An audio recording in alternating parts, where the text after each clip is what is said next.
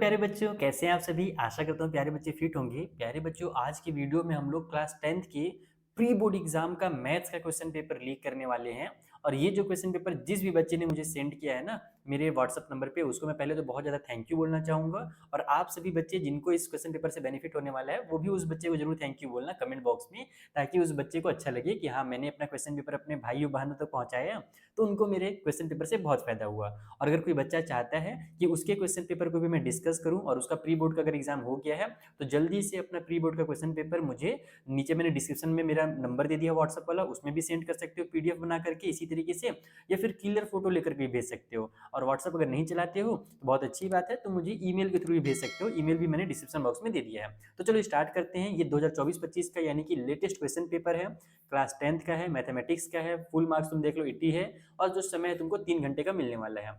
ये जो general instruction है ना बेटा, ये यहाँ से यहाँ तक, ये जनरल इंस्ट्रक्शन जो है वो पूरा का पूरा कॉपी किया जाता है सैंपल पेपर से। जो सीबीएसई अपना ऑफिशियल सैंपल पेपर निकालता है ना, उससे ये पूरा का पूरा कॉपी किया जाता है। तो जो भी तुम्हारा क्वेश्चन पेपर बनेगा तुम्हारे स्कूल में, वो क्वेश्चन पेपर ध्यान रखना ये सीबीएसई के सैंपल पेपर को सेंटर में रख करके ही बनाया जाता है, और उससे बहुत सारे क्वेश्चन को कॉपी भी किया जाता है। इसीलिए तुम लोग इस क्वेश्चन पेपर को तो देख ही लो, इसमें किस किस टाइप से क्वेश्चन आए थे।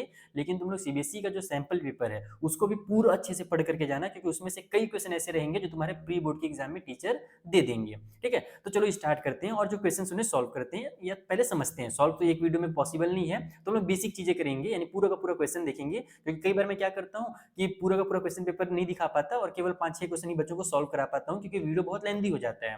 तो मैं इस बार चाहता हूँ कि मैं पूरे के पूरे जो तुम्हारे 38 क्वेश्चंस हैं वो तुमको दिखा दूं, और जिन बच्चों से वो क्वेश्चंस बन रहे हैं वो कमेंट करके बताना, जिनसे नहीं बन रहे वो भी बताना। अगर तुमको सॉल्यूशन चाहिए होगा तो वो भी मुझे कमेंट करके बताना, फिर मैं सॉल्यूशन भी बनाऊंगा। तो स्टार्ट करते हैं हम लोग सेक्शन ए से, जहां पर तुमको दिया हुआ है 20 क्वेश्चन, और सभी एक एक नंबर के हैं, एमसीक्यू वाले क्वेश्चन होंगे, और लास्ट में तुम्हें असर्शन रीजन भी देखने को मिलेगा। तो जो पहला क्वेश्चन है, देखो मैक्सिमम ऐसे क्वेश्चन हैं जो मैंने अपने जो क्वेश्चन पेपर में जब कराता हूँ या जो मैं इंपॉर्टेंट क्वेश्चन बताता हूँ ना, उस समय मैं इन क्वेश्चंस को जरूर लेता हूँ। इसमें तुमको बहुत सारे ऐसे क्वेश्चन मिलेंगे, जो बच्चा मुझसे कंटिन्यू पढ़ता है वो देख लेगा कि हाँ, सर ने जो क्वेश्चंस बताए थे वो क्वेश्चन उसके प्री बोर्ड एग्जाम में आए भी हैं। तो जो पहला क्वेश्चन है, the sum of exponent of prime factor, हो गया यहाँ पर फास्टर गलती से लिखा हुआ है, is the prime factorization of 196, यानी कि इसको प्राइम फैक्टराइज करना है और इसके जो प्राइम फैक्टर्स निकलेंगे उसका सम निकाल देना है। तो सिंपली है, तुम इस तरीके से 196 को प्राइम फैक्टराइज करते जाओ, निकालते जाओ आंसर। चलो अभी हम सॉल्व नहीं करेंगे, हम फटाफट पूरे क्वेश्चंस देखेंगे। सेकंड क्वेश्चन है, two dice are throw together, दो पाशों को एक साथ फेंका जाता है, डाइस को फेंका जाता है, तो the probability that they show different number, यानी कि कितनी प्रोबेबिलिटी, कितने चांसेस हैं कि दोनों में अलग अलग नंबर आएंगे। जैसे फॉर एग्जांपल एक में मान लो 1 आएगा तो दूसरे में 2 आएगा, या एक में 1 आएगा तो दूसरे में 3 आएगा। कितने चांसेस है, कितना प्रोबेबिलिटी, ये तुमको बताना है। और प्रोबेबिलिटी वाले चैप्टर में मैंने इन क्वेश्चंस को भी कराया हुआ है तुम्हें, बहुत बेसिक से क्वेश्चंस है। क्वेश्चन पेपर बहुत ज्यादा हार्ड लेवल का नहीं है, मैंने इसे देख लिया है, ये मीडियम लेवल का क्वेश्चन पेपर है। थर्ड क्वेश्चन जो है, द मीन ऑफ, मीन यहाँ पर पूछ रहा है 5 नंबर, अच्छा दिया हुआ है मीन ऑफ 5 नंबर इज 15, ठीक है, मीन पहले से दिया है। If we include one more number, हम लोग एक नया नंबर उसमें मिला देते हैं, तो जो मीन है अब 6 नंबर हो गया, पहले 5 नंबर थे तो उस समय मीन 15 था, लेकिन अब हमने एक नंबर उसमें और मिला दिया तो टोटल 6 नंबर हो गए हैं, और उस कंडीशन में जो मीन है वो 17 बन जा रहा है। तो बताइए जो नंबर हमने मिलाया था वो कितना है। और ये भी बहुत बेसिक से क्वेश्चन है, जो बच्चे लोग थोड़ा सा भी अगर अच्छे से पढ़ाई किए होंगे ना, अगर वो अपना 50% भी दिए होंगे, तो ये क्वेश्चन पेपर उनको इजी लग रहा होगा। जो बच्चे एकदम ही नहीं पढ़े होंगे ना, उनको ये क्वेश्चन पेपर मुश्किल लग रहा होगा, क्योंकि बहुत बेसिक बेसिक से क्वेश्चन है। चलो चौथा क्वेश्चन देखते हैं क्या है, maximum number of common tangent, maximum number पूछ रहा है हमसे कॉमन टेंजेंट का, that can be draw two circles intersecting at two distinct point, यानी कि दो सर्कल जो दो डिस्टिंक्ट पॉइंट पे इंटरसेक्ट हो रहे हैं, उसमें कितने कॉमन टेंजेंट हो सकते हैं। ये हमारा फोर्थ क्वेश्चन है। अब आ जाओ फिफ्थ क्वेश्चन में, यहां पर क्या दिया गया है, in the given figure DE parallel to BC, यानी कि ये वाली लाइन और ये वाली जो लाइन है वो आपस में है पैरेलल। तो बताइए जो यहाँ पर x तुमको दिख रहा है ना, इस x की वैल्यू कितनी होगी। देखो तुमको पूरा नंबर दे दिया, यहाँ पे 2 भी दे दिया, ये 3 भी दे दिया, ये वाला 4 भी बता दिया है, तो x तुम लोग इजिली निकाल सकते हो। सिक्स वाला क्वेश्चन क्या है, the ratio in which the line 3x plus y minus 9 equal to 0 divides the line segment joining the point 1 3 and 2 7, यानी कि हमको वो रेशियो बताना है जहां पर हमारे पास दो पॉइंट्स को डिवाइड करने वाला ये जो लाइन है ना, ये कितने में उसको डिवाइड कर रहा है, किस रेशियो में डिवाइड कर रहा है, वो रेशियो बताना है। तो ये भी तुम लोग बहुत इजीली से बना सकते हो। इस टाइप से भी क्वेश्चन मैंने अपने आरएसआर वाले वीडियोस में, एनसीईआरटी वाले वीडियोस में तुमको करना सिखाया है। ठीक है, सेवंथ क्वेश्चन क्या है, द पेरीमीटर ऑफ ट्रायंगल विल्स वर्टिसेस, यानी यहाँ पर विथ होना चाहिए, क्या गलती से विल्स फिर लिख दिया है। द पेरीमीटर ऑफ ट्रायंगल जो है जिसके वर्टिसेस हमको दिए हुए हैं 0 4 0 0 एंड 3 0, इसका अपने को पेरीमीटर बताना है। तो सिंपली तुमको बस इस तरीके से फाइंड करना है कि कहाँ कहाँ पर ये पॉइंट्स होंगे, 0 4 है ना 0 0 एंड 3 0 कहाँ कहाँ पर होंगे, उसके बाद तुम इजिली पेरीमीटर निकाल सकते हो। ठीक है, अब नेक्स्ट क्वेश्चन के पास बढ़ते हैं। 8th वाले में देखते हैं क्या दिया हुआ है। Which term of the AP 21, 42, 63 and 84 is 210? देखो कितना बेसिक सा क्वेश्चन है कि इस AP में 210 जो है वो कौन सा टर्म होगा, ऐसा बेसिक सा क्वेश्चन। इसको घुमा करके कई तरीके से दिया जा सकता था, लेकिन सीधा सीधा एनसीईआरटी में जिस टाइप से दिया वैसे क्वेश्चन उतार दिया है। तो इसलिए क्वेश्चन पेपर मीडियम लेवल का है, और तुम्हारे एग्जाम में भी, बोर्ड एग्जाम में या तुम्हारे स्कूल में भी ज्यादा टफ क्वेश्चन पेपर नहीं आने वाला है, ये दिमाग में बैठा कर चलो। 9th वाला क्वेश्चन क्या है। फॉर व्हाट वैल्यू ऑफ के के किस वैल्यू के लिए the root of the quadratic equation 3x² plus 2x and sorry 2kx plus 27 is equal to 0 are real and equal. देखो यहाँ पर रियल एंड इक्वल बोल दिया है ना, तो इस तरीके से रियल और इक्वल वाला जो है उसके अकॉर्डिंग तुमको इसको सॉल्व करना है। बाकी इस क्वेश्चन पेपर का अगर तुम चाहते हो पीडीएफ अपलोड तुमको मिल चाहिए तो तुम मुझे कमेंट करके बताना, मैं इसको अपलोड कर दूंगा टेलीग्राम पे। टेलीग्राम से तुम फ्री ऑफ कॉस्ट में डाउनलोड कर लेना, और जिस भी बच्चे ने इसे मुझे भेजा है उसे थैंक यू जरूर बोल देना नया, ताकि उसे अच्छा लगे।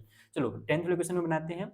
The pair of linear equation 2x equal to 5y plus 6 and 15y equal to 6x minus 18 represent two lines which are. जो ये पेयर बनेगा लीनियर इक्वेशन का, वो लाइन्स कैसे होंगे, क्या वो इंटरसेक्टिंग लाइन्स होंगे, पैरेलल होंगे, कोइंसिडेंट लाइन होंगे, या फिर हमारे इंटरसेक्टिंग भी हो सकते हैं या फिर पैरेलल भी हो सकते हैं। तो ये तुमको चेक करना है हमारे पैरेलल वाले जो रूल्स है ना, जो मैंने तुमको सिखाया है उस रूल के अकॉर्डिंग, उस फॉर्मूला के अकॉर्डिंग। चलो आगे बढ़ते हैं। 11th वाला क्वेश्चन देखते हैं, 12th देखते हैं, सब देखते हैं। 11th वाला बोल रहे हैं कि एक क्वाड्रेटिक पॉलिनोमियल है whose जीरो आर -3 and 4। एक क्वाड्रेटिक पॉलिनोमियल जिसके जीरो जो है -3 और 4 है, बताइए कि इनमें से वो कौन सा क्वाड्रेटिक पॉलिनोमियल है जिसके जीरो ये दोनों है। Next question, the number of polynomial having zeros as -2 and 5 is, यानी कि पॉलिनोमियल जिसके जीरोस हमारे पास -2 and 5 दिए हुए हैं, वो कितने ऐसे पॉलिनोमियल्स हो सकते हैं, 1 2 3 या फिर मोर देन 3। ठीक है, 13th क्वेश्चन है the LCM of smallest 2 digit composite number and smallest composite number. देखो ये क्वेश्चन मैंने कितनी बार तुम लोगों को कराया अपने क्लासेस में। LCM of smallest 2 digit composite number का बोल रहे हैं और स्मॉलेस्ट कंपोजिट नंबर का बोल रहे हैं। ठीक है, तो उसका जो हमारे पास एलसीएम होगा वो कितना होगा, ये तुमको यहाँ पर बताना है। 14th वाले में दिया क्या है कि the nature of root of quadratic equation 9x² minus 6x minus 2 is equal to 0। यहाँ पर जो नेचर ऑफ रूट है वो कैसा होगा, क्या वो उसके रियल रूट्स नहीं होंगे, या फिर क्या उसके दो इक्वल रूट्स होंगे, या फिर दो डिस्टिंक्ट रियल रूट्स होंगे, या फिर मोर देन 2 रियल रूट्स होंगे, कौन सा होगा, चलो जल्दी से कमेंट करके बताओ। अब आ जाते हैं 15th क्वेश्चन में। यहाँ पर बोल रहा है if the mean and the median of a data are 12 and 15। Mean और मीडियन दे दिया है, मीन हमारे पास 12 और मीडियन जो है 15 है, तो बताइए कि उसका मोड कितना होगा। तो मीन मीडियन मोड के रिलेशन और जो फॉर्मूला है उसको लगाकर तुम इसको इजीली सॉल्व कर सकते हो। 16th वाले में बोल रहे हैं कि if the first 3 terms of AP are 3p minus 1, 3p plus 5 and 5p plus 1 respectively, हमें एक एपी के 3 शुरू के टर्म्स हमको दे दिए गए हैं, तो बताइए जो वैल्यू होगा p का वो कितना होगा, क्या वो 2 होगा, -3 होगा, 4 होगा, या फिर 5 होगा, ये आपको बताना है। 17th वाले बोला जा रहा है कि इन the given O is the centre of circle. इस वाले सर्कल के अंदर ये जो O दिख रहा है ये तुम्हारा सेंटर है। अगर हमारे पास एंगल AOB 140 डिग्री का है, ये एंगल 140 का दिया हुआ है, तो बताइए वैल्यू ऑफ x कितना होगा। तो x की वैल्यू हमसे पूछी जा रही है। वैसे तो यहाँ पर तुमको दिख नहीं रहा होगा, ये देखो यहाँ पर ACB जो ये एंगल बना है ना, ये इस वाले का एक्चुअल में हमसे वैल्यू पूछा गया है। तो ये भी बहुत बेसिक सा क्वेश्चन है, क्लास 9 से कनेक्ट किया हुआ क्वेश्चन है ये। तो 18th वाला क्वेश्चन क्या है कि the number of zero for polynomial px where graph y equal to px is given figure. देखो ये एक्सरसाइज 2.1 या 2.1 का ही क्वेश्चन है कि हमारे पास इस ग्राफ के अंदर जो नंबर ऑफ जीरो है इस पॉलिनोमियल का वो कितना है। तो सिंपली यहाँ पर जहां जहां पर टच कर रहा होगा उतने ही उसके जीरो होंगे। ये भी तुम लोग मैं शुरू में पढ़ाया था इस साल के। जैसे कि मैंने शुरू में बोला था कि 2 क्वेश्चन तुमको लास्ट में असर्शन रीजन के भी देखने को मिलेंगे। तो 18 क्वेश्चन तो सिंपल वाले थे तुम्हारे एमसीक्यू वाले। अब देखो 19th और 20 वाला जो है वो असर्शन रीजन का है। असर्शन रीजन बच्चों को पता है, जिन बच्चों को नहीं पता मुझे समझा देता हूँ। तुम्हारे पास 2 स्टेटमेंट दिए हुए रहते हैं, एक का नाम होता है असर्शन, दूसरे का नाम होता है रीजन। अब तुमको ये 4 ऑप्शन में से ये 1 2 3 4 ये ABCD में से कोई एक ऑप्शन में टिक लगाना है। होता क्या है कि दोनों स्टेटमेंट या तो आपस में सही होते हैं या फिर कोई एक सही होता है दूसरा गलत होता है। और कई बार ऐसा होता है कि दोनों आपस में कनेक्टेड होते हैं, और कई बार ऐसा होता है कि दोनों आपस में कनेक्टेड नहीं भी होते हैं। जैसे फॉर एग्जांपल पहला वाला जो ऑप्शन है तुम्हारे पास वो ये है कि असर्शन एंड रीजन दोनों क्या है, ट्रू है, यानी कि दोनों स्टेटमेंट सही है।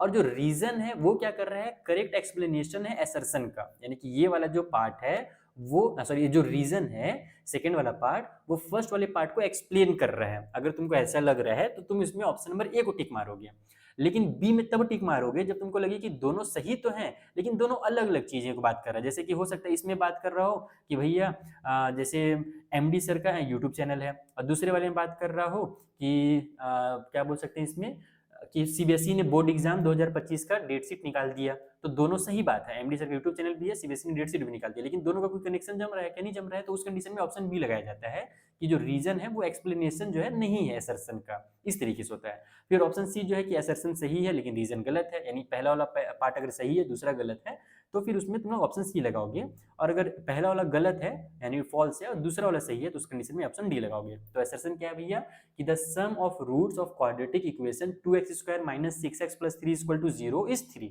ये हमारे पास पहला असर्शन दिया है। रीजन में क्या बोल रहा है कि the sum of the roots of quadratic equation, ये जो क्वाड्रेटिक इक्वेशन है इसके जो सम होते हैं रूट्स के वो इस तरीके से निकालते हैं, -b/a करके हम लोग निकालते हैं। तो क्या ये सही है? तो अगर सही है तो अच्छी बात है, नहीं है तो गलत बात है। उसके बाद 20वां क्वेश्चन भी असर्शन रीजन का है। इसमें बोल रहा है कि अगर 2 - √3 जो है वो क्या जीरो है क्वाड्रेटिक पॉलिनोमियल का, then other zero will be 2 plus में √3, यानी कि एक जीरो अगर इतना है तो दूसरा जीरो इतना होगा, ऐसा बोल रहा है। और रीजन में क्या बोल रहा है कि irrational zeros roots always occur in pair, यानी कि जो इररेशनल जीरोस होते हैं, जैसे ये हमारे पास एक इररेशनल नंबर है, ठीक है, तो वो हमेशा एक पेयर में होते हैं, ऐसा इसमें हमसे बोला जा रहा है रीजन में। तो क्या ये सही है या नहीं है, जल्दी से मुझे कमेंट करके बताना। 21 वाला भी जो क्वेश्चन है बच्चे लोग कई बार मैंने अपने वीडियोस में कराया है, देखो कितना बेसिक सा क्वेश्चन है। टू पॉजिटिव इंटीजर ए और बी हमारे पास है, उनको इस तरीके से लिखा गया है, ए की जो वैल्यू है वो है एक्स का क्यूब वाई का स्क्वायर, और जो बी है वो एक्स एंड वाई का क्यूब है। तो वेयर एक्स और वाई प्राइम नंबर्स है, तो बताइए एचसीएफ ए और बी का और एलसीएम ए और बी का। बहुत बहुत बहुत बेसिक सा क्वेश्चन है, अगर तुमको एचसीएफ और एलसीएम जानना है तो इस क्वेश्चन को बना लो, तुमको एचसीएफ और एलसीएम का कॉन्सेप्ट अच्छे से समझ में आ जाएगा। ये मैंने कई बार अपने वीडियोस में कराया है। अगला, या फिर इस क्वेश्चन को बनाओ या तो इस क्वेश्चन को बनाओ। इसमें बोल रहा है कि the HCF of two number is 145 and their LCM is 2175। HCF भी दे दिया है, एलसीएम भी दे दिया है, और बता दिया कि उनमें से एक नंबर जो है वो 275 है, तो बताइए दूसरा नंबर कितना होगा। तो इसमें वही फॉर्मूला लगेगा, LCM × HCF equal to product of number, और इससे तुम्हारा ये क्वेश्चन कंप्लीट हो जाएगा। आ जाते हैं 22 नंबर के क्वेश्चन में। यहाँ पर हमसे बोल रहा है कि in a pack of 52 playing cards one card is lost. एक कार्ड हमारा भूल जाता है वही कार्ड्स वाले गेम में। From remaining cards a card in draw at random, जितने भी कार्ड बचे उनमें से एक कार्ड हम लोग बाहर निकालते हैं। तो find the probability of that card, probability that the drawn card is queen of heart if the lost card is black card. जो हमारा कार्ड खोया हुआ था वो ब्लैक कार्ड था, तो बताइए कि क्वीन ऑफ हार्ट के आने का है ना, ये कितने चांसेस है। देखो इस टाइप से जो क्वेश्चन है, या फिर इस पेपर में मैंने पूरा पेपर एनालिसिस किया। अगर तुमने एनसीईआरटी की बुक अगर कंप्लीट किया है ना, एनसीईआरटी का जो बुक है तुम्हारा येलो रंग का, अगर तुमने उससे अच्छे से कंप्लीट किया ना तो सारे के सारे क्वेश्चन तुमसे बन जाएंगे। ये जो क्वेश्चन है ना, मुझे लग रहा है सेम टू सेम मैंने कराया है एनसीईआरटी की बुक में कहीं ना कहीं पे, ठीक है। तो इस टाइप से क्वेश्चन तुम एनसीईआरटी से आराम से बना सकते हो। 23 वाला क्वेश्चन क्या है कि D is a point on the side BC of a triangle ABC such that angle ADC is equal to angle BAC। देखो एंगल ADC कहाँ पर बन रहा है, ये ADC, ये वाला एंगल जो है वो BAC के बराबर है, यानी ये जो कंप्लीट एंगल यहाँ से यहाँ तक पूरा जो एंगल बन रहा है, ये एंगल और ये एंगल बराबर है। आपको शो क्या करना है कि CA का स्क्वायर, ये वाला जो हमारा है ये पार्ट, इसका जो स्क्वायर होगा वो इक्वल होगा CB × CD के। CB कहाँ से कहाँ तक, तो ये देखो CB यहाँ से यहाँ तक, और CD कहाँ से कहाँ तक, तो CD यहाँ से यहाँ तक। और ये क्वेश्चन मुझे याद आ रहा अच्छे से कि इस टाइप से भी क्वेश्चन मैंने कराया था, और अपना जो सीक्रेट नोट्स है ना उसमें मैंने इस क्वेश्चन को ऐड किया था, देखो वहां से भी क्वेश्चन आ गया, ठीक है। आगे बढ़ते हैं 24 वाले में। If P and Q are the zeros of the polynomial 2x² - 7x + 3, इस पॉलिनोमियल का P और Q क्या है, जीरो है, तो बताइए P² + Q² की वैल्यू कितनी होगी। बेसिक सा क्वेश्चन ये भी रहा। फिर ये देखो एक और प्यारा क्वेश्चन आ गया कि प्रूव कीजिए 5 - 2√3 इज एन इरेशनल नंबर, और √3 जो है वो एक इरेशनल नंबर अपने को पहले से गिवन है। तो √3 को इरेशनल प्रूव करने वाला जो क्वेश्चन आता है उसमें थोड़ा सा लेंथी भी बनाना पड़ता है। ये तो और ज्यादा इजी दे दिया क्योंकि √3 पहले से हमको बता दिया इरेशनल नंबर, तो ये आसान वाला क्वेश्चन तुमको दे दिया है। या फिर तुम इस क्वेश्चन को बना सकते हो क्योंकि ये और करके क्वेश्चन दिया हुआ है, so that the number 5 × 11 × 17 + 3 × 11 is a composite number. ये कंपोजिट नंबर इसे शो करना है, और ये क्वेश्चन भी मैंने एकदम सेम टू सेम तुम लोगों को एनसीईआरटी की बुक से सॉल्व कराया था। अब आते हैं सेक्शन सी में, जहां पर तुमको 6 क्वेश्चन मिलेंगे, जिस सभी क्वेश्चन में तुमको 3-3 नंबर मिलेगा, यानी कि 6 × 18 नंबर का ये सेक्शन सी होने वाला है। 18 नंबर तुमको यहाँ पर मिलेंगे।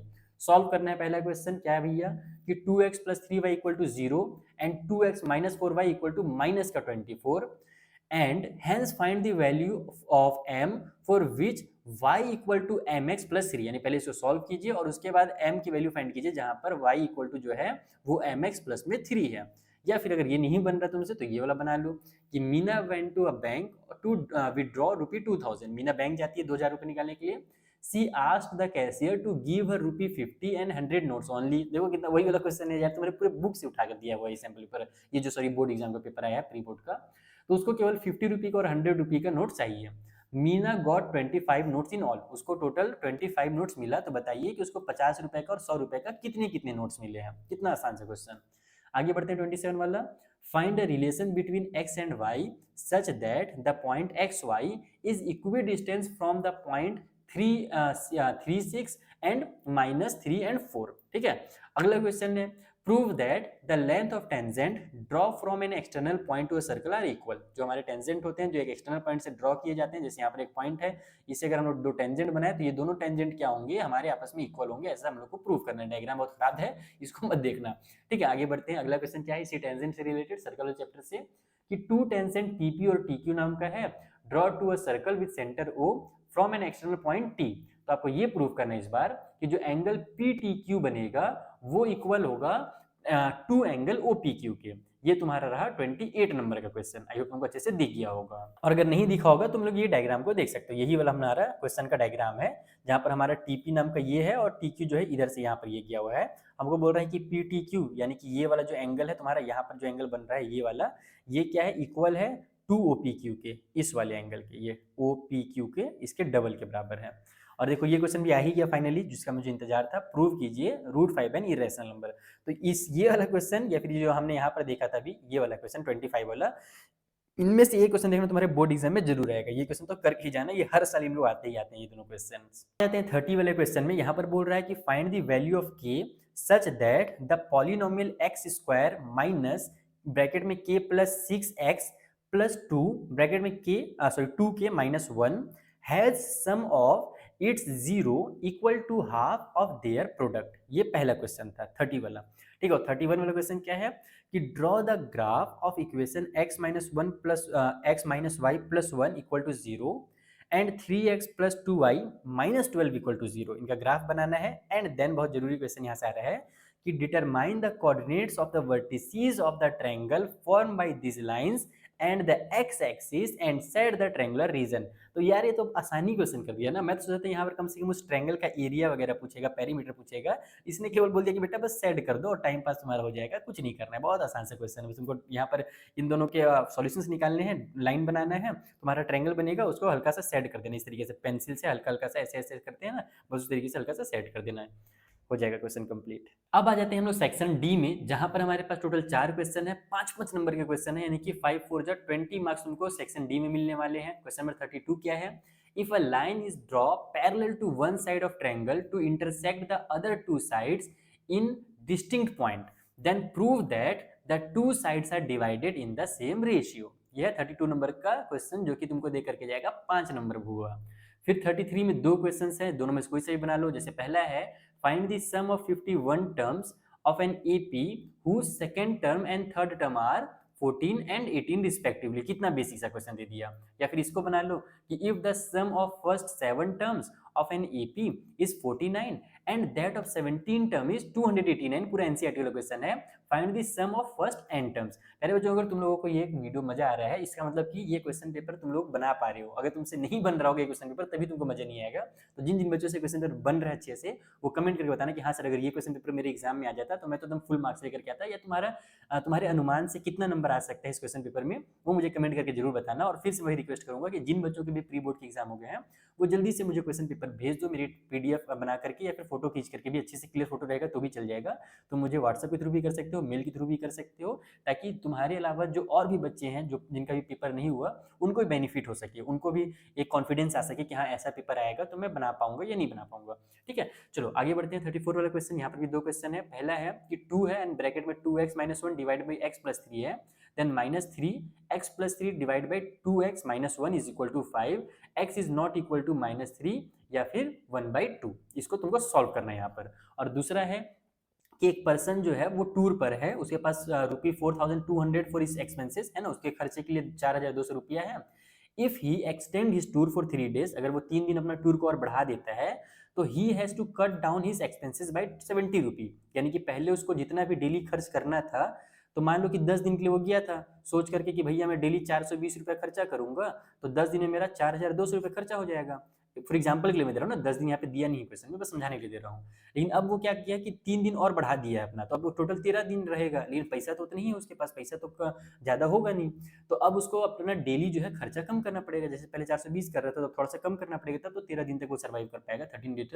तो इसलिए उसने क्या किया, अपना 17 रुपये कट कर दिया है। तो बताइए कि ओरिजिनल ड्यूरेशन जो था टूर का वो कितना था। जैसे मैंने यहाँ पर एग्जाम्पल के लिए 10 दिन बताया, जो ये एक्चुअल में कितने दिन थे ये तुम लोगों को यहाँ पर बताना है। नेक्स्ट जो 35th नंबर का क्वेश्चन है, बहुत मजेदार है, बहुत अच्छा क्वेश्चन है। यहाँ पर बोल रहा है find the missing frequencies in the following frequency distribution table if n equal to 100 and median is 32। Median तुमको दे दिया है। यहाँ पर ये जो तुम्हारे मिसिंग फ्रीक्वेंसी f1 और f2 है, पूरा का पूरा एनसीईआरटी का क्वेश्चन है। ये क्वेश्चन मैंने तुम लोग को कराया है।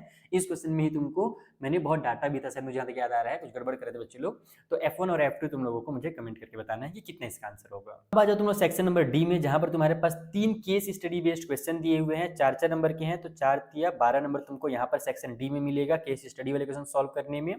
जो पहला 36 नंबर का क्वेश्चन है वो है the speed of motor boat is 20 kilometre hour. जो स्पीड है मोटर बोट का 20 किलोमीटर आवर है।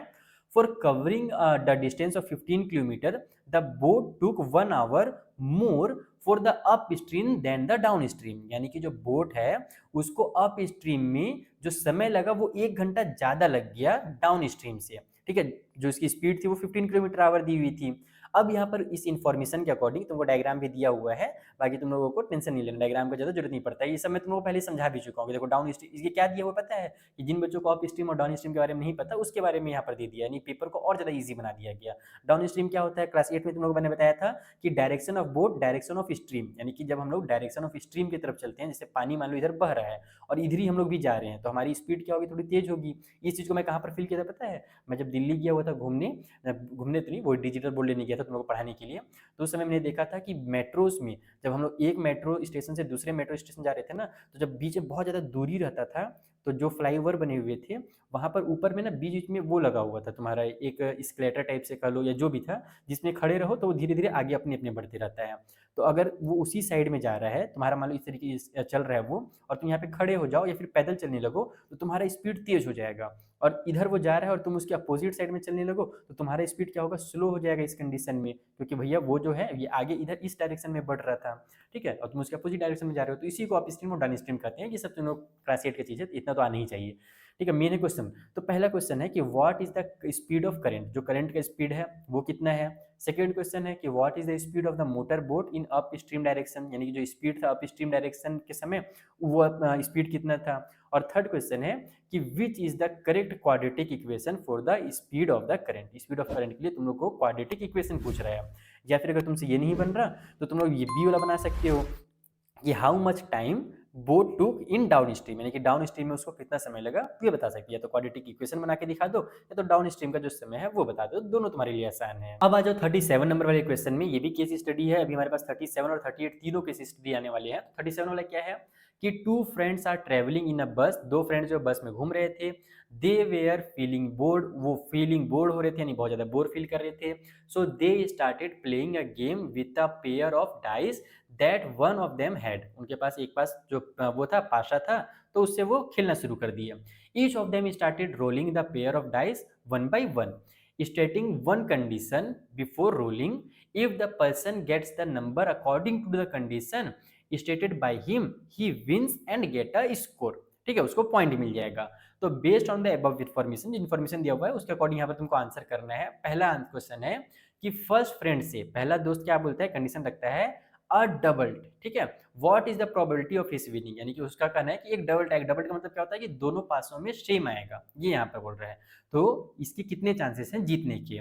सेकेंड वाला फ्रेंड बोलता है कि भैया सम जो होगा ना वो लेस देन 9 आएगा, जब मैं पासों को फेंकूंगा दोनों पासों को, जो हम लोग का सम निकलेगा वो 9 से कम होगा। जैसे हो सकता है एक में 4 आ जाए, दूसरे में 3 आ जाए, तो 4 + 3 हमारा 7 होता है, 9 से कम होता है तो कुछ भी नहीं होता प्रोबेबिलिटी। तो 9 से कम आने की जो प्रोबेबिलिटी है वो कितनी होगी, ये तुमसे पूछ रहा है। या फिर थर्ड क्वेश्चन बोल रहा है कि फर्स्ट वन से, पहला जो दोस्त है वो कहता है कि 6 will come up either time, यानी कि दोनों टाइम जो है हमारा वो 6 आने वाला है। What is the probability of his winning, तो बताइए कि उसके जीतने के कितने चांसेस हैं। और दूसरा कहता है कि सम इज एन इवन नंबर, यानी कि जो सम है वो एक इवन नंबर निकल करके आएगा, ऐसा सेकंड वाला बंदा कर रहा है। तो बताइए कि उसके जीतने के कितने चांसेस हैं। सॉरी सॉरी, लास्ट में एक गलत हो गया, यहाँ पर बोल रहा प्रोबेबिलिटी ऑफ हिज लूजिंग, यानी कि उसके हारने के कितने चांसेस है, नॉट उसके जीतने के। अब आ जाओ मनी हाइस्ट खेलते हैं। मनी हाइस्ट तुम लोग देखे होगे वेब सीरीज, मुझे पता है बहुत वेब सीरीज देखते हो। केस स्टडी बेस्ड क्वेश्चन है। यहाँ पर क्या हो रहा है भैया, your elder brother want to buy a car and plan to take loan from a bank for his car. ठीक है, तुम्हारा बड़ा भैया कार लेना चाह रहा है जिसके लिए वो बैंक से लोन लेगा। ही repay this total loan of rupee 1,18,000 by paying every month starting with the first installment of rupee 1,000. He increase the installment by 100 every month, यानी कि देखो इतना रुपए उसको पे करना है। ठीक है, तो वो क्या कर रहा है, 1,000 रुपए से स्टार्ट कर रहा है पैसा देना, लेकिन हर महीना वो बढ़ा रहा है। जैसे कि मान लो जनवरी में वो 1,000 रुपए देगा, तो अगले महीने वो 1,100 रुपए देगा। हर महीना वो 100 रुपए क्या कर रहा है, बढ़ाते जा रहा है। फिर उसके बाद फिर 1,200 देगा, 1,300 देगा, हर महीने इस तरीके से बढ़ा करके देते जा रहा है। ठीक है, ये बैंक का तुम लोग डायग्राम भी देख सकते हो। अब तुम्हारे पास क्वेश्चन क्या है भैया, क्वेश्चन ये है कि what is the amount paid by him in 30th installment, यानी कि जो 30वां इंस्टॉलमेंट होगा उस समय वो कितना रुपए पे करने वाला है। जिससे हमने बताया कि हर बार बढ़ते जा रहा है ना, पहला बार 100 था, फिर 100 1100 हुआ, फिर 1200 हुआ, 1300 हुआ, तो 30वें वाले इंस्टॉलमेंट में कितना रुपया होगा ये पूछ रहा है।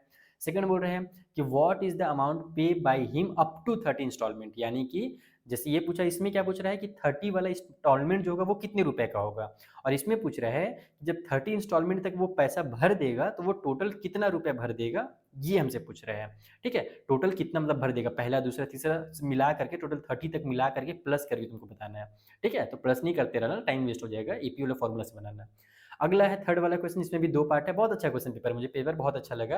ये सबसे क्वेश्चन पेपर बच्चों को देने चाहिए प्री बोर्ड एग्जाम में, ताकि उनका कॉन्फिडेंस थोड़ा सा बढ़े, उनको थोड़ा सा लगे कि हाँ हम लोग कुछ कर पा रहे हैं। नहीं तो बहुत मुश्किल क्वेश्चन पेपर दे देंगे तो कॉन्फिडेंस ऐसे ही खत्म हो जाता है बच्चों का।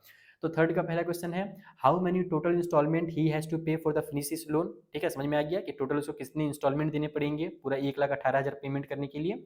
या फिर इसमें ये तुमको बताना है कि what amount is paid by him in the last installment, यानी कि जैसे 30वां इंस्टॉलमेंट पे कितना वो पे कर रहा है, उसी तरीके से तुमको ये भी पूछ रहा है कि लास्ट वाले इंस्टॉलमेंट में उसको कितना पे करना पड़ेगा। तो यहाँ पर ये तुम्हारा बेटा क्वेश्चन पेपर होता है कंप्लीट। तुम लोग अगर कमेंट करोगे, बोलोगे, तो मैं इस क्वेश्चन पेपर को अपलोड कर दूंगा टेलीग्राम पे, वहां से तुम लोग डाउनलोड कर लेना। बाकी जिन बच्चों का प्री बोर्ड हो गया है वो बच्चे जल्दी से अपने अपने क्वेश्चन पेपर मुझे सेंड कर दो, ताकि मैं इसी तरीके का और वीडियो बना करके बाकी बच्चों की भी हेल्प कर सकूँ और तुमको भी अच्छा लगेगा। तुम्हारे स्कूल का क्वेश्चन पेपर डिस्कस किया जाएगा ना इतने सारे बच्चों के बीच में, तो तुमको भी प्राउड फील होगा। ठीक है, तो अपना क्वेश्चन पेपर जरूर सेंड करना, अच्छे से फोटो लेना जैसे इस बच्चे ने लिया। अगर नहीं भी बनता है तो नॉर्मल लाइट में जाकर के फोटो लेना, अच्छा फोटो आ ही जाता है। बाकी मैं एडजस्ट करके उसका पीडीएफ बना दूंगा। चलो मिलेंगे नेक्स्ट वीडियो में, थैंक यू फॉर वॉचिंग। अच्छा हाँ, वीडियो को अभी तक अगर लाइक और शेयर नहीं किया बेटा ना, तो जरूर कर देना। तुम लोग को बोलना पड़ता है मुझे, बोलने बिना ही कर दिया करो यार, कभी कभी बोलने में अच्छा नहीं लगता है टीचर को ये सब।